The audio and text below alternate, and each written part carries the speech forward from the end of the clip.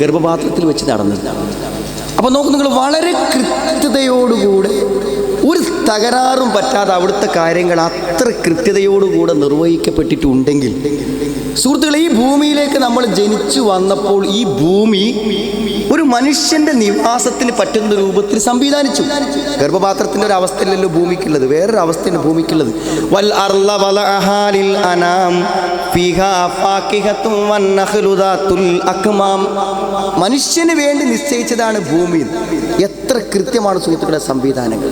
ആകാശത്തൊരു മേൽക്കൂരയാക്കി, സൂര്യനെ കത്തിച്ചൊലിക്കുന്ന ഒരു വിളക്കാക്കി, മഴ തന്ന് ഭൂമിയെ ചൈതന്യവത്താക്കി, മനുഷ്യന് ആവശ്യമുള്ള എല്ലാ പഴങ്ങളും വിഭവങ്ങളും ഒക്കെ മണ്ണിൽ ഒരുക്കി. ഇതും വെറുതെ അല്ലല്ലോ സുഹൃത്തുക്കളെ. ജനിച്ചു വീഴുന്നൊരു കുഞ്ഞിന് ജനിച്ചു വന്നപ്പോഴേക്കും ആ മാതാവിൻ്റെ സ്ഥലങ്ങളിൽ പാല് വന്നു. ആ സംവിധാനം ഞാനിതെന്തിനാ പറഞ്ഞു തരുന്നത്? ഗർഭപാത്രത്തിൻ്റെ ഘട്ടത്തിൽ പിഴവ് പറ്റിയിട്ടില്ലെങ്കിൽ ഭൂമിയിലുള്ള സംവിധാനങ്ങളിലും നമുക്ക് പിഴവ് പറ്റാതെ ഒരുക്കി തന്നിട്ടുണ്ടെങ്കിൽ സുഹൃത്തുക്കളെ, ഒരു സംശയവും വേണ്ട. വിശുദ്ധ ഖുർആൻ പറയുന്നൊരു കാര്യം, ഞാനോ നിങ്ങളോ ഈ ഭൂമിയിൽ നിന്ന് ഇനി അടുത്തൊരു ലോകത്തേക്കുള്ള പ്രവേശിക, ഗർഭപാത്രത്തിൽ നിന്ന് ഭൂമിയിലേക്കും ഭൂമിയിൽ നിന്ന് അടുത്ത ലോകത്തിലേക്കുള്ള പ്രവേശനത്തിന് വേണ്ടി നമ്മുടെ കണ്ണുകൾ അടക്കുന്ന സമയത്ത് പുതിയ സംവിധാനങ്ങൾ മുന്നിൽ വരും. അത് വിശ്വസിക്കണമെന്നൊന്നുമില്ല, അത് വരും, സംശയം വേണ്ട. അവിടെ മലക്കുകൾ കാത്തു നിൽക്കും. ഗർഭപാത്രത്തിൽ സംവിധാനം ഒരുക്കിയവൻ അയക്കുന്ന ദൂതന്മാർ മരണവേളയിൽ നമ്മളെ കാത്തിരിക്കും. ഈ ഭൂമിയെ ഇത്രമാത്രം ജീവയോഗ്യമാക്കിയവൻ ആരോ, മരണം വരെ ജീവിക്കാൻ അവസരമൊരുത്തിയവൻ അവിടെ നമുക്ക് പുതിയ സാഹചര്യങ്ങൾ ഒരുക്കും. വിശുദ്ധ ഖുർആൻ പറയുന്നതാണത്. എൻ്റെ വക ബുദ്ധിപരമായ ഒരു വ്യാഖ്യാനമല്ല സുഹൃത്തുക്കളെ. ഖുത്തിലൽ ഇൻസാനു മാ അക്ഫറ മിൻ ഐശൈഇൻ ഖലഖ മിൻ നുത്ഫത്തിൻ ഖലഖ ഫഖദ്ദറ തുമ്മ സബീല യസ്സറ. മാതാവിൻ്റെ ഗർഭപാത്രത്തിൽ എല്ലാം സംവിധാനിച്ചു. പിന്നെ ആ ഇടുപ്പെല്ലുകൾക്കിലൂടെ ആ പിഞ്ചോമന പൈതൽ അപകടം പറ്റാതെ പുറത്തു കടന്നു. എന്നിട്ട് അള്ള പറയാണ്, മരണം സുമ്മ അമാത്തവു, പിന്നെ അവനെ മരിപ്പിച്ചു. തുമ്മ ഇദാ ശാ അൻശറ, അവനെ ഉദ്ദേശിക്കുമ്പോൾ അവനെ പുനഃസൃഷ്ടി നടത്തുന്നതാണ്. അപ്പോൾ സുഹൃത്തുക്കളെ, നിങ്ങൾ ആലോചിച്ച് നോക്കൂ. നിങ്ങൾ ഈ ജീവിതത്തിൻ്റെ പരിസമാപ്തി കുറിക്കുന്നതോടുകൂടെ അള്ളാഹുവിൻ്റെ ദൂതന്മാരായ മലക്കുകൾ വന്ന് നമ്മളെ ഏറ്റെടുക്കും.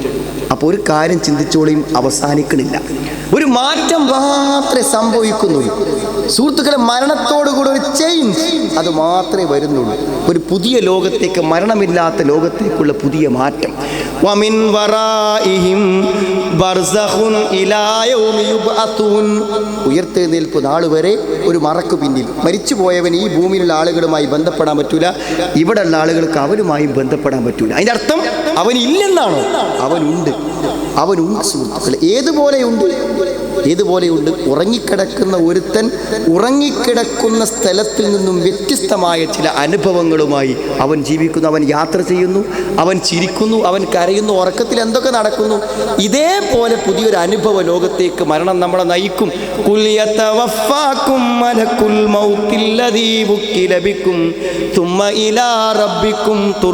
നബിയെ പറഞ്ഞു കൊടുക്ക്, അവർക്ക് അറിയില്ല.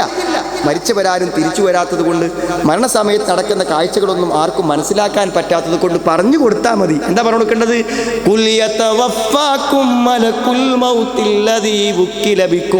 നിങ്ങളുടെ കാര്യങ്ങൾ ഏൽപ്പിക്കപ്പെട്ട മലക്ക് നിങ്ങളെ ഏറ്റെടുക്കുക തന്നെ ചെയ്യും. തുമ്മ ഇലാ റബ്ബിക്കും തുർജഊൻ. നിങ്ങൾ ഇസ്രായേലിലേക്ക് കൊണ്ടുപോകും. എങ്ങനെയാണ് കൊണ്ടുപോകുന്നത്? വല്ലാഹു യതവഫൽ അൻഫുസ ഹീന മൗതിഹാ വല്ലതീ ലം തമുത് ഫീ മനാമിഹാ. മരിക്കുന്നവൻ്റെ ആത്മാവിനെ മരിക്കുമ്പോൾ പിടിക്കുന്നു, മരിക്കാത്തവൻ്റെ ആത്മാവിനെ ഉറക്കത്തിൽ പിടിക്കുന്നു. സുഹൃത്തുക്കളെ, ഉറക്കമെന്ന് പറഞ്ഞാൽ മരണം പോലെയാണെന്ന് ഖുർആൻ പറയുന്നത് മരണം നമുക്ക് മനസ്സിലാവാനാണ്. മരണം നമുക്ക് മനസ്സിലാക്കി തരാൻ, നമുക്ക് യാഥാർത്ഥ്യബോധം സൃഷ്ടിക്കുവാനുമാണ് ഖുർആൻ അത് പറയുന്നത്. അതുകൊണ്ട് സുഹൃത്തുക്കളെ, ഈ വിശുദ്ധ ഖുർആൻ ആദ്യാന്തം വരെ വായിച്ചാൽ കാണുന്നത് മരണത്തിനപ്പുറത്തുള്ളൊരു ജീവിതത്തെക്കുറിച്ചുള്ള പരാമർശങ്ങളാണ്. ഒന്നും വിട്ടുപോയിട്ടില്ല, ഞാൻ അറിഞ്ഞില്ല, ഞാൻ കേട്ടില്ല എന്നൊന്നും മനുഷ്യന് പറയാൻ പറ്റില്ല. ആ രൂപത്തിൽ വരാൻ പോകുന്ന ഭാവിയിലെ സ്വർഗ്ഗ നരകങ്ങളെക്കുറിച്ച് വ്യക്തമായി പരാമർശിക്കപ്പെട്ടിട്ടുണ്ട്. സുഹൃത്തുക്കളെ, വെറുതെ ഒന്ന് ആലോചിച്ച് നോക്കൂ. നിങ്ങൾ കത്തിച്ചൊലിക്കുന്ന സൂര്യന് ഭൂമിയുടെ ലക്ഷക്കണക്കിന് ഇരട്ടി വലുപ്പമുണ്ട്. ആ കത്തിച്ചൊലിക്കുന്ന സൂര്യൻ ഏറ്റവും തീജ്വാലകളാൽ തപിച്ചുകൊണ്ടിരിക്കുകയാണ്. ആ സൂര്യൻ്റെ സൃഷ്ടികർത്താവ് ഒരു നരകം ഒരുക്കാൻ, നരകം സത്യമാണ് സുഹൃത്തുക്കളെ, അതില്ലാതെ പറ്റൂല. ആ നരകം ഒരിക്കലും ഇല്ലാതെ പറ്റില്ല. നമ്മൾക്ക് സത്യത്തിൽ നമ്മൾ പുതിയ സോഷ്യൽ മീഡിയകളിലും നെറ്റുകളിലൊക്കെ നമ്മൾ കാണുന്ന ചിത്രങ്ങൾ, അതിദാരുണമായ വംശഹത്യകൾ, ഒരു സമൂഹത്തെ മൊത്തം നശിപ്പിക്കാൻ വേണ്ടി ചുട്ടരിച്ചും കൊന്നും ബോംബ് വെച്ചും തീ കൊടുത്തും വെള്ളത്തിലെറിഞ്ഞും കൊല്ലുന്ന ദയനീയ കാഴ്ചകളാണ് നമ്മൾ കാണുന്നത്. സുഹൃത്തുക്കളെ, എല്ലാറ്റിലും നടപടിക്രമങ്ങൾ വേണം. നോക്കൂ, നിങ്ങൾ ഈ കഴിഞ്ഞൊരു ദിവസം ഒരു സഹോദരി കരഞ്ഞുകൊണ്ട് പറയുന്ന ഒരു സംഗതി എന്താണെന്ന് വെച്ചാൽ, അവളുടെ വാപ്പ മരിക്കുന്നതിന് മുമ്പ് മുഴുവൻ സ്വത്തും ആൺമക്കൾക്ക് എഴുതി വെച്ചു. അവൾ പറയുന്നത്, എനിക്ക് സ്വത്തിന് ആവശ്യമായിട്ടില്ല, പക്ഷെ കല്യാണം കഴിച്ച വീട്ടിലെ ഭർത്താവ് സ്വൈരത്തോടെ ജീവിക്കാൻ അനുവദിക്കണമെങ്കിൽ വാപ്പൻ്റെ ചെറിയൊരു അനന്തരാവകാശ തുക കിട്ടുമെന്ന് അയാൾ പ്രതീക്ഷിച്ചിരുന്നു. അതില്ലെന്ന് ഇപ്പോൾ വാപ്പ മരിച്ചപ്പോഴാണ് ആധാരങ്ങൾ പുറത്തു വരുന്നത്. മക്കളുടെ പേരാണ് ആധാരം. ആരോട് പറയും? വാപ്പയ്ക്കെതിരെ പ്രാർത്ഥിക്കാൻ പറ്റുമോ? വാപ്പ മരണപ്പെട്ട് കബറിലാണ്. സുഹൃത്തുക്കളെ, നീതിക്കൊരിടം വേണം, എല്ലായിടത്തും വേണം. നോക്കൂ, നിങ്ങൾ നമ്മുടെ വീട്ടിൽ നടക്കുന്നത് ആർക്കറിയാൻ? സ്വന്തം മാതാപിതാക്കൾ വീട്ടിൽ വെച്ചുകൊണ്ട് അപമാനിക്കപ്പെടുന്നു, അവഹേളിക്കപ്പെടുന്നു, അനാദരിക്കപ്പെടുന്നു. അവർ മക്കളെ ഓർത്ത് കരയുന്നു. പക്ഷേ സ്വന്തം മകൻ്റെ കുറ്റം എങ്ങനെ അയൽവാസിയോട് പറയും? എങ്ങനെ സുഹൃത്തുക്കളോട് പറയും? എങ്ങനെ അയൽവസ്തുക്കളോട് പറയും? അവരുടെ വേദനകളാണ്. ആ വേദനകൾക്ക് ഒരു പരിഹാരം വേണ്ടി സുഹൃത്തുക്കളെ. വത്തഖൂ യൗമൻ തുർജഊന ഫീഹി ഇലല്ലാഹ് തുമ്മ തുവഫാ കുല്ലു നഫ്സിൻ. എല്ലാവരും വത്തഖൂ യൗമൻ തുർജഊന ഫീഹി ഇലല്ലാഹ്, അള്ളാഹുവിലേക്ക് തിരിച്ചു കൊണ്ടുപോകുന്ന ഒരു ദിവസം നല്ലോണം ഓർത്തോളി, സൂക്ഷിച്ചോളി. എല്ലാവർക്കും അവിടെ പ്രവർത്തനത്തിൻ്റെ പ്രതിഫലങ്ങളെ പൂർണ്ണമായും ഏറ്റുകൊടുക്കുന്ന, പൂർത്തിയാക്കി കൊടുക്കുന്ന ഒരു ദിവസമാണ്. സുഹൃത്തുക്കളെ, നീതി, അതാണ് നീതി. പലപ്പോഴും നമ്മൾ ചിന്തിക്കുമ്പോൾ നമുക്ക് തോന്നുന്ന കാര്യമാണ്. ചില ആളുകളൊക്കെ, എനിക്ക് ഇന്നും ഓർക്കുന്നുണ്ട്, ഒരു സഹോദരി ഇപ്പോൾ കഴിഞ്ഞ ദിവസം വിളിച്ചു, എൻ്റെ കുട്ടി SLC ആവുകയാണ്, എനിക്ക് പേടിയാണ്, കാരണം അവൻ അപസ്മാര രോഗിയാണ്. 1 മണിക്കൂർ കഴിയുമ്പോൾ അവൻ അപസ്മാര രോഗി. അതുകൊണ്ട് ഞാൻ തീരുമാനിച്ച അവൻ പഠിക്കുന്ന കോളേജിൻ്റെ അടുക്കൽ ഒരു വീടെടുത്ത് താമസിക്കാനാണ്. അവന് വേണ്ടി, ഞാൻ മരിക്കുന്നത് വരെ അവന് വേണ്ടി ജീവിക്കാനാണ് വേണ്ടി. അവൻ പഠിക്കട്ടെ, അവൻ അപസ്മാരമാണെങ്കിലും അവൻ പഠിക്കട്ടെ. സുഹൃത്തുക്കളെ, ഈ ചോദ്യത്തിൻ്റെ ഉത്തരം എന്താണ്? ജീവിത പരീക്ഷണങ്ങൾക്ക് ഒരു പ്രതിഫലം നമുക്ക് വേണം. പരീക്ഷണങ്ങൾ എത്ര വലുതാകുന്നു, പ്രതിഫലങ്ങളും വലുതാകും. ആലോചിച്ച് നോക്കൂ നിങ്ങൾ, എല്ലാറ്റിനും ഒരു നീതി, എല്ലാറ്റിനും ഉത്തരമാണ് സുഹൃത്തുക്കൾ. ആ ഉത്തരം നൽകുമ്പോഴാണ് മനുഷ്യൻ്റെ ലക്ഷ്യബോധവും ജീവിതത്തിൽ വിജയമുണ്ടാണ്. അപ്പോൾ സ്വർഗം അനിവാര്യമാണ്, നരകം അനിവാര്യമാണ്, അതും നീതിയുടെ ലോകമാണ്. അവിടെ ഒരിക്കലും അനീതി ഒരിക്കലും നടക്കാത്ത ഒരു വിധികർത്താവിൻ്റെ, ഒരു നിയന്താവിൻ്റെ പൂർണ്ണ ഉടമസ്ഥതയിലാണ് ആ ലോകം. വമാ അദ്റാക മാ യൗമുദ്ദീൻ തുമ്മ മാ അദ്റാക മാ യൗമുദ്ദീൻ യൗമ ലാ തംലികു നഫ്സുൻ ലിനഫ്സിൻ ശൈഅ വൽ-അംറു യൗമഇദിൻ ലില്ലാഹ്. അവിടെ ശുപാർശകളില്ല സുഹൃത്തുക്കളെ, അവിടെ അന്യായങ്ങളില്ല, അവിഹിതമായ ഇടപെടലുകളില്ല. എല്ലാ കാര്യവും അള്ളാഹുവിന്, അവനാണ് എല്ലാ കാര്യങ്ങളും തീരുമാനിക്കുക. അങ്ങനത്തെ ഒരു ദിവസം സുഹൃത്തുക്കളെ, ഇതാണ് ആയിരക്കണക്കിന് വചനങ്ങളിലൂടെ പറയാൻ പോകുന്നത്. ഞാനിങ്ങനെ പറയാൻ കാരണം, ഇവിടെ ഞായറാഴ്ച ലേണിംഗ് ക്ലാസ് തുടങ്ങാണ്. സുഹൃത്തുക്കൾ, ആരെടുക്കുന്നു, എന്തെടുക്കുന്നു, ആര് നടത്തുമ്പോൾ ചിന്തിക്കരുത്. ഒരു 2-3 ആയത്തിൻ്റെ പച്ച മലയാളത്തിൽ അർത്ഥം കേട്ടാൽ ഒരുപക്ഷെ ഈ ഭൂമിയിൽ നിന്ന് പോകുന്നത് വരെ അവിടെ ആ ദിവസം ഞായറാഴ്ച വൈകുന്നേരം ഒന്ന് പോയിരുന്നാൽ ഒരധ്വാനമല്ലാതെ നമുക്കത് കേൾക്കാം. ഈ സ്വർഗവും നരകവും എത്ര കൃത്യമായിട്ട് സുഹൃത്തുക്കളെ പറയണത്. ആളുകൾ വിചാരം അതൊക്കെ ഇങ്ങനെ ഒരു സങ്കല്പമാണ്. സങ്കല്പം നല്ല സുഹൃത്തുക്കളെ.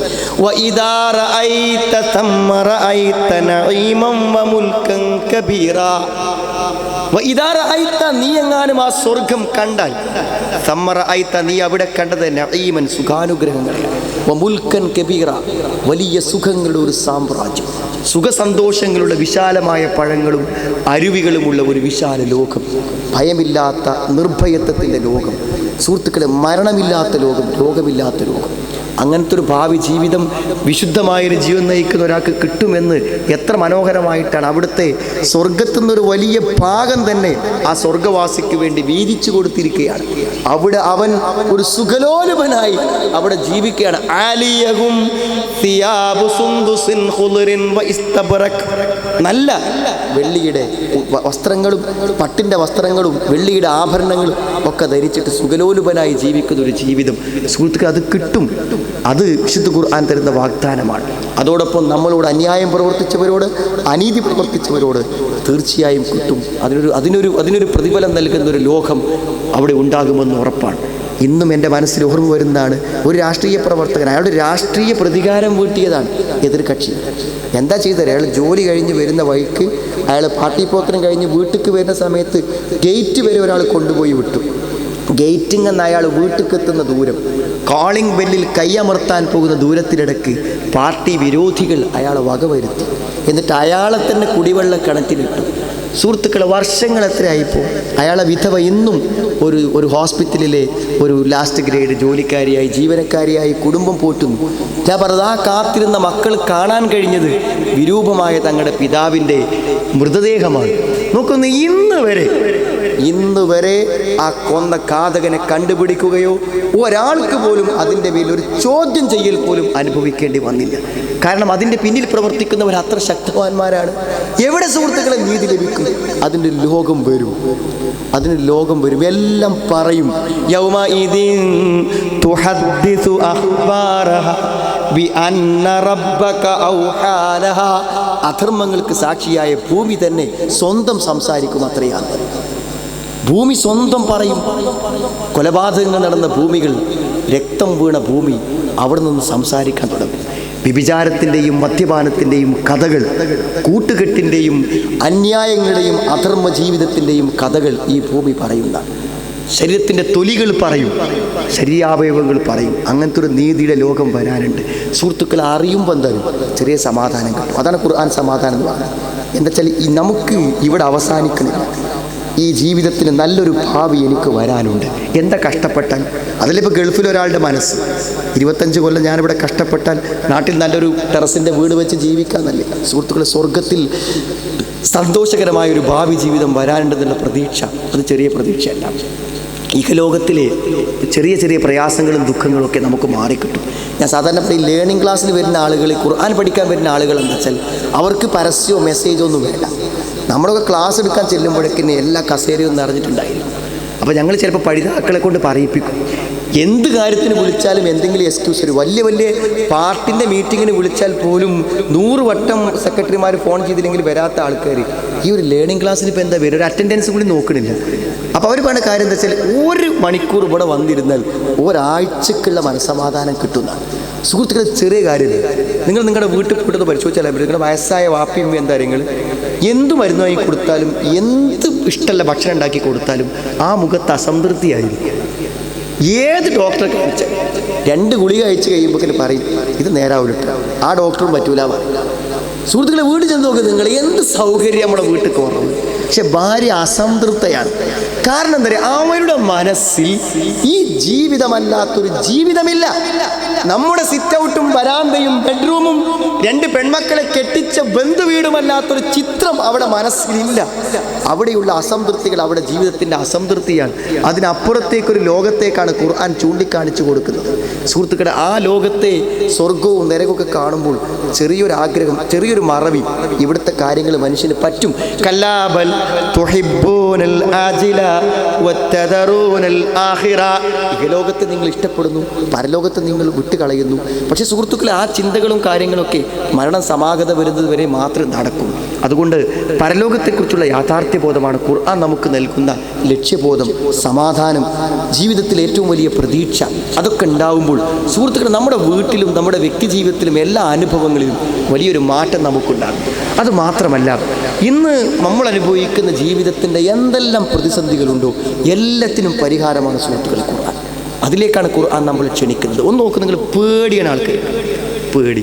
ഞാൻ ആലോചിക്കുന്നത്, ഇന്നിപ്പോൾ ജുമാ കഴിഞ്ഞ് ഇറങ്ങിയിട്ട് 1 മണിക്കൂറോളം ഞാൻ പള്ളിയിൽ കഴിച്ചു കൂട്ടി. കാരണം എന്താ, ജുമാക്ക് വന്ന ആളുകൾ അവർക്ക് പറയാനുള്ള കുറേ പ്രയാസങ്ങളും ബുദ്ധിമുട്ടുകളും പറയാൻ. അതിൽ 3 ആളുകൾ എന്നോട് പറഞ്ഞത് എന്താണെന്ന് വിചാരിച്ചാൽ, സുഹൃത്തുക്കൾ, ജീവിതത്തിൽ അത്രയും വലിയ പ്രതിസന്ധിയാണ്. 3 ആളുകൾ. ഒരാൾ അയാളുടെ കല്ലിൻ്റെ കോറിയിൽ പണിയെടുക്കുമ്പോൾ അവിടെ വെച്ച് പേടിച്ചു. ആ പേടി കഴിഞ്ഞതിന് ശേഷം ഇന്ന് അയാൾക്ക് ജോലി ചെയ്യാൻ കഴിയാതിരിക്കുക. ഒരാൾ പറഞ്ഞ അയാളുടെ ഭാര്യ, നല്ല കുടുംബജീവിതം, മക്കളും കുട്ടികളൊക്കെ ഉണ്ട്. പെട്ടെന്ന് ഭാര്യ പേടിച്ചു. ഒരു പേടി, എന്തോ ഒരു പേടി. ആ പേടിക്ക് ശേഷം അവൾ അസ്വസ്ഥതയാണ്. വെറുതെ അങ്ങോട്ടും ഇങ്ങോട്ടും ഇങ്ങനെ നോക്കിയിരിക്കും, ഇങ്ങനെ ബുദ്ധിമുട്ടാവും. എന്ത് മരുന്നും കാര്യം കൊടുത്തിട്ട് ഒരു ഫലവും കാണുന്നില്ല. സുഹൃത്തുക്കളെ, എന്താണ്? എന്തെങ്കിലും വല്ല പ്രാർത്ഥനയുണ്ടോ, വല്ല ദിക്റുണ്ടോ, എന്തെങ്കിലും പറഞ്ഞു കൊടുക്കാൻ പറ്റുമോ എന്നാണ് സുഹൃത്തുക്കളെ പള്ളിയിൽ വന്ന് ചോദിക്കുന്നത്. ഞാൻ നിങ്ങളോട് പറയണത്, ജീവിതത്തിൽ എല്ലാറ്റിനുമുള്ള പരിഹാരം വിശുദ്ധ ഖുർആൻ നൽകുമെന്നാണ്. ഒരു സംശയമില്ല. ആ ഖുർആൻ അതിന് പറ്റും. ആ ഒരു വിശുദ്ധ ഖുർആനിലേക്കുള്ള തിരിച്ചുവരവാണ് ആവശ്യം. നോക്ക് നിങ്ങൾ, ഇന്നത്തെ നമ്മുടെ പ്രതിസന്ധികൾ ആലോചിച്ചാൽ ഏറ്റവും പ്രധാനമാണ് നമ്മുടെ മാതാപിതാക്കളുടെ പ്രതിസന്ധി. കുടുംബങ്ങളിൽ ഞാൻ രക്ഷിതാക്കളോട് പറയാണ്, നമ്മളൊക്കെ അടുത്ത ഭാവിയിലെ മാതാപിതാക്കളാണ്. ഇനി നമുക്ക് കുട്ടികളുണ്ടെങ്കിൽ സുഹൃത്തുക്കളെ എന്താവും നമ്മുടെ ഭാവി എന്ന് പറയാൻ പറ്റില്ല, ഒരിക്കലും പറയാൻ പറ്റില്ല. കാരണം മക്കളങ്ങളൊന്നും നിരീക്ഷിച്ച് നോക്കിയ ദിവസം വീട്ടിൽ നിസ്സംഗതയാണ്, ഒരു പ്രശ്നമല്ല. അപ്പോൾ നിങ്ങൾ മക്കളായിട്ട് ഇങ്ങനെ യാത്ര പോകുമ്പോൾ ശ്രദ്ധിച്ചു നോക്കുന്നുണ്ടെങ്കിൽ നിങ്ങളുടെ വാഹനം ഒന്ന് ടയർ പൊട്ടി അല്ലെങ്കിൽ നിങ്ങളുടെ പ്രതിസന്ധിയിലായി വഴി തെറ്റി, കുട്ടികളിങ്ങനെ കൂളായിട്ട് ഇരിക്കുന്നുണ്ടാവും, ഒരു പ്രശ്നം ഉണ്ടാവില്ല, ഒക്കെ നമ്മൾ പരിഹരിക്കുക. വീട്ടിൽ അങ്ങനെ തന്നെയാണ്. ഒരു ബൾബ് ഫീസായി അല്ലെങ്കിൽ അല്പം വെള്ളം പിന്നെ പൈപ്പിൽ നിറഞ്ഞൊഴിച്ചു, നമ്മുടെ കുട്ടികൾ അവിടെ ഇരിക്കുന്നുണ്ടാവും, അവരെ ബാധ്യതയില്ല. ഇന്ന് ഞായറാഴ്ചയാണ്, ഉറങ്ങുക, വേറെ എന്താ നമുക്ക് ചെയ്യാനുള്ളത്? ഒന്നും ചെയ്യാനില്ല. സമയത്ത് ഭക്ഷണം കഴിക്കാൻ. സുഹൃത്തുക്കൾ, അടുത്ത ഭാവി എന്താവുന്ന ഒന്നും ഏറ്റെടുക്കാൻ പറ്റാത്ത മക്കളായിട്ട് വരും. അതുകൊണ്ട് തന്നെയാണ് പടച്ചോൻ പറഞ്ഞത്, ഇഷ്ടവും അനിഷ്ടവും നോക്കിയിട്ടല്ല, വിധി പ്രഖ്യാപനം അള്ളാണ്. വാപ്പയും ഉമ്മയും അവരെ സംരക്ഷിക്കേണ്ടത് ചുമതല. ഞങ്ങൾ 5 മിനിറ്റ് സമയത്തൊരു പ്രഭാഷണം ഇപ്പോൾ വാട്സപ്പിലൂടെ ഫോർവേഡ് ചെയ്തിട്ടുണ്ട്, നേർവഴി എന്ന് പറഞ്ഞിട്ട്. എല്ലാവർക്കും ആയിരക്കണക്കിന് ആളുകൾ അതിൻ്റെ ശ്രോതാക്കളാണ്. എല്ലാ ദിവസവും കിട്ടും 5 മിനിറ്റ് സ്പീച്ച്. അപ്പോൾ കഴിഞ്ഞൊരു സ്പീച്ചിൽ എന്നോട് ഞാൻ മാതാപിതാക്കളോട് ചെയ്യേണ്ട കടമകളെക്കുറിച്ചാണ് ഞാൻ പറഞ്ഞത്. അപ്പോൾ അതിന് മറുപടി ആയിക്കൊണ്ട് ഒരാൾ വാട്സപ്പിലൊരു മെസ്സേജ് വിട്ടു.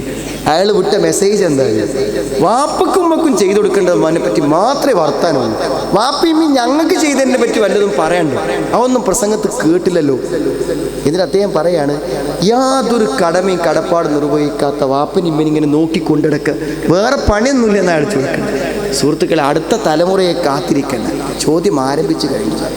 സത്യത്തിൽ നിങ്ങൾ അറിയൂ, ഈ ഭൂമിയിൽ ഏറ്റവും അധികം കടപ്പാട് ഈ സൃഷ്ടിച്ച് പരിപാലിക്കുന്ന അള്ളാഹുവിനോടുള്ള കടപ്പാടോടൊപ്പം മനുഷ്യൻ അള്ളാഹു നിർബന്ധമാക്കിയ കടപ്പാടാണ് മാതാപിതാക്കൾക്കുള്ള കടപ്പാട്. സുഹൃത്തുക്കളെ, അത് അവർ ചെയ്തു തന്ന സ്നേഹത്തിൻ്റെയോ അനുകമ്പയുടെയോ കാരുണ്യത്തിൻ്റെയോ ഔദാര്യത്തിൻ്റെയോ പേരിൽ തിരിച്ചു കൊടുക്കാനുള്ളതല്ല, അത് ചെയ്തേ പറ്റൂ. വഖളാ റബ്ബുക അല്ലാ തഅ്ബുദു ഇല്ലാ ഇയ്യാഹു വബിൽ വാലിദൈനി ഇഹ്സാനാ. അള്ളാഹു വിധിച്ചിരിക്കുന്ന മാതാപിതാക്കൾക്ക് നന്മ ചെയ്യണമെന്ന് അള്ളാഹു വിധി പ്രഖ്യാപിച്ചിരിക്കുന്നു എന്ന് പറഞ്ഞാൽ അത് വിധി തന്നെയാണ്. എന്നിട്ട് എന്താ സുഹൃത്തുക്കളെ പറഞ്ഞത്, ഏത് തെറ്റും ഒരു ചെറിയ അളവൊക്കെ എല്ലാവർക്കും പ്രവർത്തിക്കാൻ പറ്റും. എന്നാൽ മാതാപിതാക്കളോടൊരു വിസമ്മതത്തിൻ്റെ, അവർ പറയുന്ന ഒരു കാര്യത്തിൽ നേരിയ ഒരു എതിർപ്പിന് പോലും അനുവാദമില്ല. വലാ തഖുല്ലഹുമാ ഉഫ്ഫെന്ന് പറയരുത്. ഉഫ് എന്ന് പറഞ്ഞാൽ വിസമ്മതത്തിൻ്റെ ഏറ്റവും ചെറിയ, വെറുപ്പിൻ്റെ ഏറ്റവും ചെറിയ, കലിമത്തുൽ കറാഹ ഏറ്റവും ചെറിയ വാക്കാണ്, അതുപോലും പറയാൻ പറ്റില്ല എന്നാണ്. അപ്പോൾ സഹോദരങ്ങളെ, ആ ബോധം നമ്മുടെ സമൂഹത്തിന് പകർന്നു നൽകണമെങ്കിൽ എന്തേ പറ്റുള്ളൂ? നിങ്ങൾ കുട്ടികളെ പിടിച്ച് കൊണ്ടുപോയിട്ട് ഖുർആൻ പഠിക്കുന്ന ക്ലാസ്സിൽ ഇരുത്തലേ പറ്റുള്ളൂ. ഈ ബോധം അവർക്ക് നൽകാതെ ജീവിതത്തിലൊരു മാറ്റവും സൃഷ്ടിക്കാൻ പറ്റില്ല. എല്ലാ കാര്യത്തിലും ഞാൻ പറഞ്ഞു, നമ്മുടെ ഭാര്യമാരെ, നമ്മുടെ മാതാപിതാക്കളെ, നമ്മുടെ കുട്ടികളെ, ആരുടെ കാര്യത്തിലാണെങ്കിലും ആ മാറ്റം ഉണ്ടാക്കാൻ നമുക്ക് കഴിയും. സുഹൃത്തുക്കളെ, വലിയ പങ്കാണ് ഈ ഖുർആൻ്റെ പഠനങ്ങൾ വഹിക്കുന്നത്. ഒരു പക്ഷേ നിങ്ങൾക്കറിയാം, നമ്മുടെ നാട്ടിലൊക്കെ ധാരാളക്കണക്കിന് ആളുകൾ ലഹരിക്കടിമപ്പെട്ട ആളുകളുണ്ട്. പുതിയ തലമുറ അങ്ങനെയാണ്. ഞങ്ങളുടെ ഡി അഡിക്ഷൻ സെൻ്ററിലൊക്കെ 14 വയസ്സ് മുതൽ 18 വയസ്സ് വരെയുള്ള കുട്ടികൾ, 14 വയസ്സ് മുതൽ തുടങ്ങും, 76 80 വയസ്സുള്ള ആളുകളാണ്. ഞാൻ പറഞ്ഞ ലഹരി ഇന്ന് വ്യാപകമാണ്. പുതിയ റെയ്ഡുകൾ, പുതിയ ക്യാമ്പസുകളുടെ റെയ്ഡുകളിൽ പറയുന്നത് സുഹൃത്തുക്കളെ, ക്യാമ്പസിലെ വലിയൊരു ശതമാനം കുട്ടികൾ ലഹരി ഉപയോഗിക്കാൻ. എന്താ പരിഹാരം നിങ്ങൾ? വെറുതെ ഭീഷണിപ്പെടുത്തിയിട്ടോ അതിൻ്റെ പ്രയാസങ്ങളെക്കുറിച്ച് പറഞ്ഞിട്ടൊന്നും കാര്യമില്ല. ഞാൻ പറഞ്ഞതിന് ബോധവൽക്കരണം മാത്രമേ പറ്റുള്ളൂ. ശരിയായ ഒരു മതബോധം അവർക്കുണ്ടാക്കി കൊടുക്കലേ പറ്റുള്ളൂ.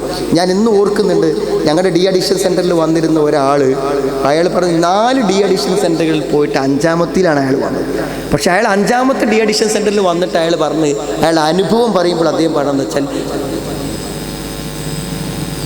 അയാളുടെ അനുഭവം പറയുമ്പോൾ അദ്ദേഹം പറയുന്ന ഒരു സംഗതി എന്ന് പറഞ്ഞാൽ, ഇവിടുന്ന് ഞാൻ മാറാൻ തീരുമാനിച്ചിട്ടുണ്ട്. അപ്പോൾ എന്താ മാറാൻ തീരുമാനിക്കാൻ കാരണം?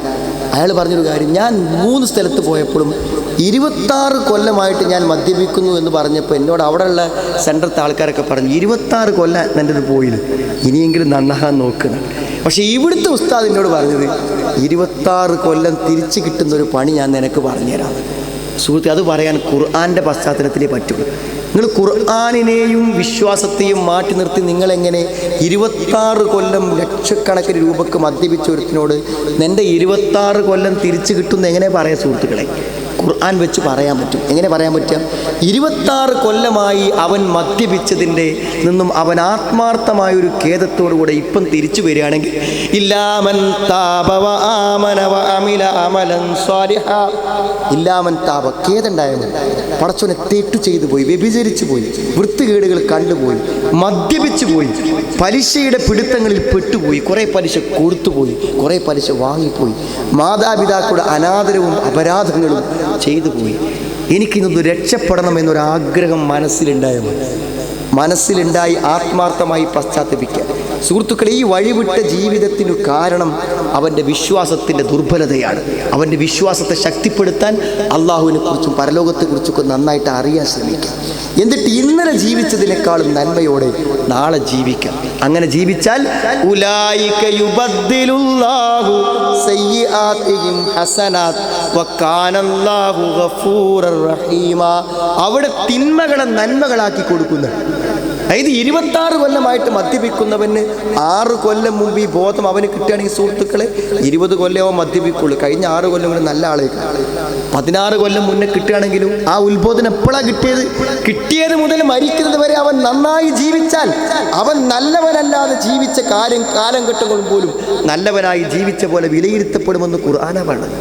എന്താ സുഹൃത്തുക്കൾ ആ തിരിച്ചുവരവിൻ്റെ മഹത്വം? ഏത് തിന്മകളിൽ അകപ്പെട്ട ആളുകൾക്ക്, ഇപ്പോൾ നിസ്കാരമൊക്കെ നഷ്ടപ്പെട്ട ആൾക്കാർ വന്ന് ചോദിക്കും, 10 കൊല്ലത്തെ 18 വയസ്സിന് നിസ്കാരം തുടങ്ങണ്ടേ, 15 വയസ്സിൽ തുടങ്ങണ്ടേ, ഞാൻ 25-ാമത്തെ വയസ്സിലാണ് തുടങ്ങിയത്, 10 കൊല്ലത്തെ നിസ്കാരം എന്താ കാട്ടുക? എന്നിട്ട് ആ സാധുക്കൾ എന്താ ചെയ്യുക? നിങ്ങൾ തറാവീഹ് നിസ്കരിക്കുമ്പോൾ ഫർദ് നിസ്കാരത്തിന് നിയ്യത്ത് വെക്കും, സുന്നത്ത് നിസ്കരിക്കുമ്പോൾ ഫർദ് നിസ്കാരത്തിന് നിയ്യത്ത് വെക്കും, 2 റക്അത്തിന് സുബഹിന് നിയ്യത്ത് വെക്കും. അയാൾക്ക് ആ സുബഹിയില്ല, സുന്നത്തുമില്ല, കാരണം നിയ്യത്ത് അതല്ല. സുഹൃത്തുക്കൾ, 10 കൊല്ലം മുമ്പ് പോയ ളുഹ്റിപ്പ് നിസ്കരിച്ചിട്ട് വല്ല കാര്യമുണ്ട്?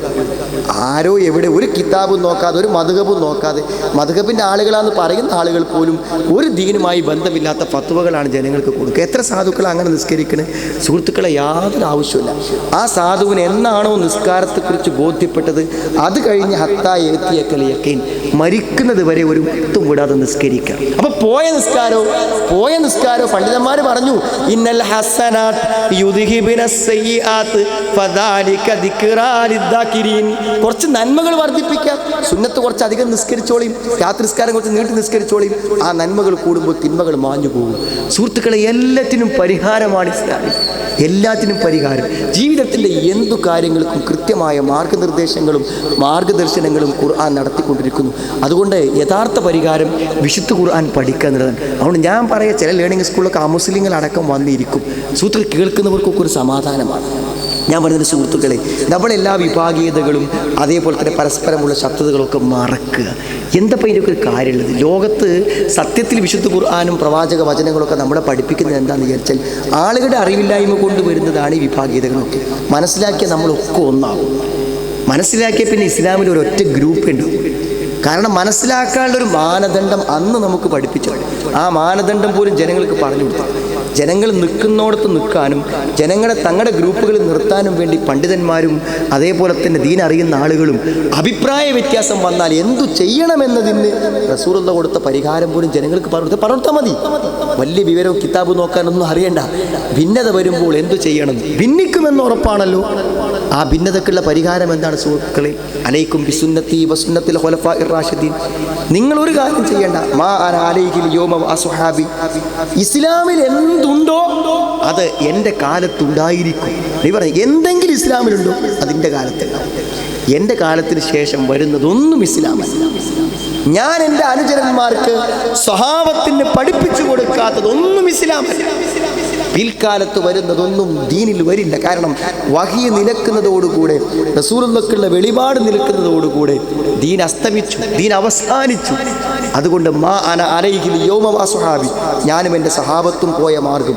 സുഹൃത്തുക്കളെ, ആ മാർഗം ഇപ്പോൾ ചോദിക്കുക. നാട്ടിലെന്തൊക്കെ നടക്കണം, അവരത് ചെയ്തു, ഇവരത് ചെയ്യുന്നു. സുഹൃത്തുക്കളെ, ചോദിച്ചാൽ മതി. നബി ചെയ്തോ, സഹാബത്ത് ചെയ്തോ, അബൂബക്കർ സിദ്ദീഖ് റളിയല്ലാഹു ചെയ്തോ, ആയിഷ റളിയല്ലാഹു ചെയ്തു. ഇപ്പോൾ നോക്ക്, നിങ്ങൾ ഒരു വലിയ പ്രശ്നത്തിലാണ് ഇപ്പോൾ ഉള്ളത്.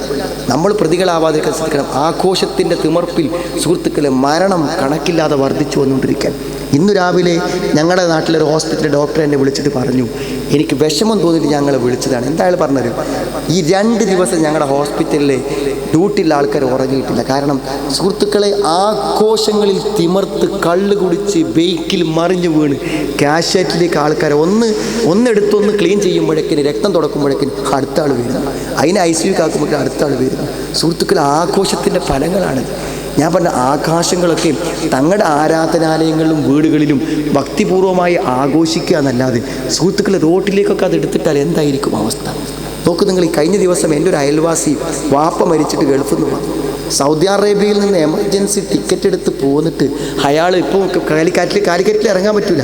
അയാൾ നെടുമ്പാശ്ശേരി ഇറങ്ങിയിട്ട് വീട്ടിലെത്തിയപ്പോഴേക്കും സുഹൃത്തുക്കളെ ഇരട്ടി സമയമായി.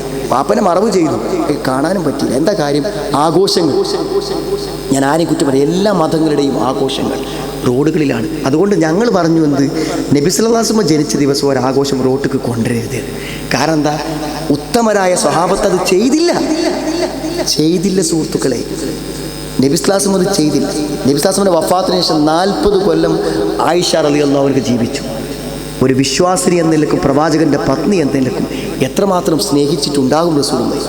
40 റബീഉൽ അവ്വലുകൾ കടന്നു പോയിട്ടും ഒരു ചെറിയ പായസമോ ഒരു മിഠായിയോ ഒരു തോരണമോ മദീനത്തെ പള്ളിയിലോ പരിസരത്തോ വീട്ടിലോ തൂക്കിയില്ല. അപ്പോൾ നമ്മൾ പറഞ്ഞു, സ്വഹാബത്ത് ചെയ്യാത്തത് വേണ്ട. സുഹൃത്തുക്കളെ, നമ്മൾ പറയുന്നത് ഒരിക്കലും പറയുന്നത്, ഞാൻ ഇപ്പോഴും ചിന്തിക്കും, ആംബുലൻസുകൾ ചീറിപ്പായാണ് നമ്മുടെ ഇടവഴികളിൽ പോകുന്നത്. അതിനൊക്കെ ഒരു ചെറിയ ബ്ലോക്ക് വന്നാൽ ഒരു ജീവനാണ് സുഹൃത്തുക്കളെ അവസാനിച്ച് പോകുന്നത്. ബ്ലീഡിങ് ആയിട്ടാണ് പോകുന്നത്. ഇതൊക്കെ ബ്ലോക്കാക്കാൻ എന്ത് അവകാശമാണ് സുഹൃത്തുക്കളെ? പാർട്ടിക്കാരായാലും മതത്തിൻ്റെ ആളുകളായാലും അവിടെ പ്രവർത്തനങ്ങൾ ആരാധനാലയങ്ങളിലും അവിടെ പാർട്ടി ഓഫീസുകളിലും അവിടെ വീട്ടുമുറ്റങ്ങളിലും നടക്കണം. പൊതുനിരത്തുകളെ തൽക്കാലം വാഹനങ്ങൾക്ക് ഓടാൻ അനുവദിക്കണം. നമ്മൾ പറഞ്ഞപ്പോൾ ആളുകൾ പറഞ്ഞു, റസൂലുള്ളാഹിനെ സ്നേഹമില്ലാത്ത, റസൂലുള്ളാഹിനെ സ്നേഹമില്ലെങ്കിൽ ഈ താടി ഉണ്ടാവും സുഹൃത്തുക്കളെ. ഈ തുണി നെരിയാണിക്ക് മേലെ ഉയരും. റസൂലുള്ളാഹി അതുപോലെ അനുധാവനം ചെയ്യണം. ബാങ്ക് കേട്ട പള്ളിക്കെന്നേ നിസ്കരിക്കാവൂ എന്ന് നമ്മൾ പറഞ്ഞു. അപ്പോൾ ആൾക്കാർ പറഞ്ഞു, കുറച്ച് തീവ്രത കൂടുതലാണ്. സുഹൃത്തുക്കളെ, എന്ത് തീവ്രതയാണുള്ളത്? തീവ്രത എന്ന് പറയുന്നത് എന്താണ്? നബി സല്ലല്ലാഹു അലൈഹി വസല്ലം പറഞ്ഞതുപോലെ പറഞ്ഞാൽ എങ്ങനെയാണത് തീവ്രതയാകുന്നത്? ഒരു കാര്യം നബി സല്ലല്ലാഹു അലൈഹി വസല്ലം കൽപ്പിച്ചതുപോലെ ഒപ്പന്തിപ്പോൾ ഒരു മഫ്തക്കൊക്കെ ഒരു വലിപ്പം കൂടുതൽ. എല്ലാവരും മഫ്തിയും പർദ്ദ എന്താ? ആൾക്കാർ ചോദിക്കുന്നു, അമുസ്ലിങ്ങൾ ചോദിക്കുന്നു. നമ്മളോട് പറഞ്ഞു, മഫ്തനെക്കുറിച്ചും പർദ്ദനെക്കുറിച്ചും ഖുർആനിൽ പറയുന്ന ആയത്തിന് 1400 കൊല്ലത്തെ പഴക്കമുണ്ട്. സൂറത്തു അഹ്സാബ് 33-ാമത്തെ സൂറത്തിൽ 59-ാമത്തെ വചനം. സുഹൃത്തുക്കളെ, മേലെന്നിങ്ങോട്ട് ഇറങ്ങിയാൽ മറയുന്നതാകണം തട്ടമെന്ന് ഖുർആനിലുണ്ട്. ചെയ്യാൻ തുടങ്ങിയിട്ട് 10 കൊല്ലം ആയിട്ടുണ്ടാവുള്ളൂ. അതിൻ്റെ അർത്ഥം ഇതിന് പഴക്കമില്ലെന്നല്ലല്ലോ. ശിരോവസ്ത്രങ്ങൾ മാറിടത്തിൽ തൂക്കിടന്ന് ഖുർആൻ പറയുന്ന ആയത്തിന് 1400 കൊല്ലത്തെ പഴക്കമുണ്ട്. യാ അയ്യുഹൻ നബിയു ഖുൽ അസ്വാജിക വബനാതിക വനിസാഇൽ മുഅ്മിനീൻ യുദ്നീന അലൈഹിന്ന മിൻ ജലാബീബിഹിൻ. പ്രവാചകരെ, താങ്കളുടെ പത്നിമാരോടും സത്യവിശ്വാസികളായ സ്ത്രീകളോടും ഒക്കെ പറയണം, അവരുടെ വസ്ത്രങ്ങളെ, അവരുടെ മൂടുപടങ്ങളെ അവർ തൂക്കിയിടണം. മൂടുപടമാണ് ഒരു സ്ത്രീ ധരിക്കേണ്ടത്. ഇപ്പോൾ പർദ്ദ എന്നുള്ളത് സുഹൃത്തുക്കളെ പുതിയ ജിൽബാബ്, ആ വാക്കിൻ്റെ അർത്ഥം മൂടുപടം എന്നാണ്. ഒരു സ്ത്രീ ധരിക്കേണ്ടത് മൂടുപടമാണെന്ന് ഖുർആനിലുണ്ട്. അത് 1400 കൊല്ലം മുമ്പുള്ളതാണ്. ചില ആളുകൾക്ക് അത് ഖുർആൻ പഠിച്ച് മനസ്സിലാക്കാൻ തുടങ്ങിയപ്പോഴേ അത് തിരിഞ്ഞതുള്ളൂ. അതുവരെ സുഹൃത്തുക്കളെ തട്ടമുട്ട ബാക്കിക്കാ ഇടുക. നമ്മുടെ വല്യന്മാരൊക്കെ തട്ടം ബാക്കിക്കാ ഇടുക. മാറും ചെസ്റ്റും എല്ലാം പുറത്ത് കാണിച്ചിട്ടാണ് നടക്കുക. ആലോചിക്ക് നോക്കുക നിങ്ങൾ, ഈ മാറ്റമുണ്ടായത് ഖുർആൻ പഠിച്ചപ്പോഴാണ്. ഇനിയും ഖുർആൻ പഠിക്കുമ്പോൾ അതിൻ്റെ മാറ്റങ്ങളുണ്ടാവും. സുഹൃത്തുക്കളെ, മതം ശരിക്ക് പഠിക്കുന്നത് കൊണ്ട് ഗുണം ഉണ്ടാവും. കാരണം മതത്തിൽ ശരിയായി ജീവിക്കുന്നവൻ ഒരു ഉറുമ്പിനെ പോലും നോവിക്കാതിരിക്കാൻ ശ്രദ്ധിക്കും. അതതിൻ്റെ പ്രത്യേകത. എല്ലാ നാട്ടിലും സ്വസ്ഥതയോടെ ജീവിക്കാൻ മതം ഉൾക്കൊണ്ടവനെ പറ്റും. ഒരു പൊട്ടുതൊട്ട ഹിന്ദുവിനെ കാണുമ്പോൾ തീവ്രവാദിയാണെന്ന് വിചാരിച്ചാൽ കുരിശുമാല ധരിച്ചവനെ തീവ്രവാദിയാണ്. മതമനുഷ്ഠിക്കും തോറും അവൻ്റെ തീവ്രവാദം കൂടുന്നു എന്ന് വിലയിരുത്തുന്ന ഒരു പത്രവാർത്ത കഴിഞ്ഞ ദിവസം ഒരു ദേശീയ പത്രത്തിൽ വായിച്ചു. എനിക്ക് ഭയങ്കര സങ്കടം തോന്നി. മതത്തിൽ അതിൻ്റെ അനുഷ്ഠാനങ്ങളിൽ ഒരാൾ താല്പര്യം കാണിച്ചാൽ അത് തീവ്രവാദത്തിൻ്റെ ലക്ഷണമാണ് എന്ന് ഈ പൊതുസമൂഹത്തെ പറഞ്ഞ് ധരിപ്പിച്ചാൽ എന്താ അവിടെ സംഭവിക്കുക എന്നുള്ളത് സുഹൃത്തുക്കളെ കുറച്ച് കാലം കഴിഞ്ഞാൽ ഈ എഴുത്തുകാർക്കും അത് പ്രസിദ്ധീകരിക്കുന്ന സ്ഥാപിത താല്പര്യക്കാർക്കൊക്കെ മനസ്സിലാവും. എന്തായാലും ഏത് മതത്തിൻ്റെയും ആചാരങ്ങളിൽ അവൻ തീവ്രത കാണിച്ച് അവൻ നന്നാവേ ചെയ്യുള്ളൂ. അതല്ലേ നമ്മൾ മനസ്സിലാക്കേണ്ടത്. അപ്പോൾ സുഹൃത്തുക്കളെ, അതിൻ്റെ വേഷങ്ങളും അതിൻ്റെ രൂപങ്ങളും വർദ്ധിച്ചു വരും തോറും നമ്മൾ ആശങ്കപ്പെടല്ലേ വേണ്ടത്. നല്ല കുറച്ച് ആൾക്കാരുണ്ടാവുള്ളൂ, സമാധാനിക്കാൻ വേണ്ടത്. ആ വേഷവിധാനങ്ങൾ സ്വീകരിക്കുമ്പോൾ ഓരോ മതത്തിലും തീവ്രവാദം വളരുന്നു എന്ന് സുഹൃത്തുക്കളെ ഇവിടെ വിലയിരുത്തുകയും അവർ വരുന്ന ഗ്രാമങ്ങളിലും പ്രദേശങ്ങളിലൊക്കെ തീവ്രവാദം ജനിക്കും എന്നൊക്കെ ജനങ്ങളെ പറഞ്ഞ് പഠിപ്പിച്ചാൽ എഴുതിയോലെന്നെ പിന്നെ ഖേദിക്കേണ്ടി വരും എന്നാണ്. കാണുന്നവരൊക്കെ തെറ്റിദ്ധരിക്കാൻ അത് മതിയാകും. ഏറ്റവും നല്ല മനുഷ്യന്മാരാണ് നമ്മൾ തെറ്റിദ്ധരിക്കുന്നത്. അതുകൊണ്ട് സുഹൃത്തുക്കളെ, യഥാർത്ഥമായ മതത്തിലേക്കുള്ള തിരിച്ചുപോക്ക് സമാധാനവും സന്തോഷവും നാട്ടിലും കുടുംബത്തിലും എല്ലാം ഉണ്ടാക്കും. അതുകൊണ്ടാണ് ഖുർആനിനെ സമാധാനത്തിൻ്റെ ഗ്രന്ഥമെന്ന് പറയുന്നത്. വല്ലാഹു യദ്ഉ ഇലാ ദാരിസ്സലാം, അള്ളാഹു സമാധാനത്തിലേക്കാണ് ക്ഷണിക്കുന്നത്. അതുകൊണ്ട് എനിക്ക് പറയാനുള്ള ഒരു ദൗത്യം, എന്നെ ഏൽപ്പിച്ച ദൗത്യം സുഹൃത്തുക്കളെ, ഒരു ക്ലാസ് ഇവിടെ തുടങ്ങാൻ പോകുന്നു ഞായറാഴ്ചയിൽ. നമ്മളെല്ലാവരും പങ്കെടുക്കാം. ദൂരെ നിന്ന് യാത്ര ചെയ്ത് വന്നാൽ അതൊരു പൊതു കാര്യമാണ്. ഏത് പ്രസ്ഥാനക്കാർക്കും ഏത് മതസ്ഥനും ആർക്കും വന്ന് കേൾക്കാവുന്ന, സ്വകാര്യതകളില്ല. പ്രത്യേകിച്ച് എന്തെങ്കിലും നമ്മുടെ ആളുകൾക്ക് പ്രത്യേകമായ സ്വകാര്യമായ ചില സന്ദേശങ്ങൾ നൽകാനല്ല, ലോകത്തിന് മുഴുവൻ പറഞ്ഞു കൊടുക്കേണ്ട കാര്യം, എല്ലാവർക്കും കേൾക്കാൻ പറ്റിയ കാര്യം, ജനങ്ങളുടെ മുഴുവൻ അഭിസംബോധന ചെയ്യുന്ന കാര്യമാണ്. അത് പഠിക്കാനും മനസ്സിലാക്കാനുമുള്ള ശ്രമങ്ങൾ നമ്മുടെ ഭാഗത്ത് വേണം. ഞാൻ ദീർഘിപ്പിക്കുന്നു. എൻ്റെ സുഹൃത്ത് ഈ നാട്ടുകാരനുമായിട്ട് ഷാഫി സ്വഭാഗി വിശാലമായി നിങ്ങളോട് സംസാരിക്കാൻ ഇരിക്കുന്നുണ്ട്. ഒരു മുഖവുര പറയുക എന്ന ദൗത്യം മാത്രമാണ് ഞാൻ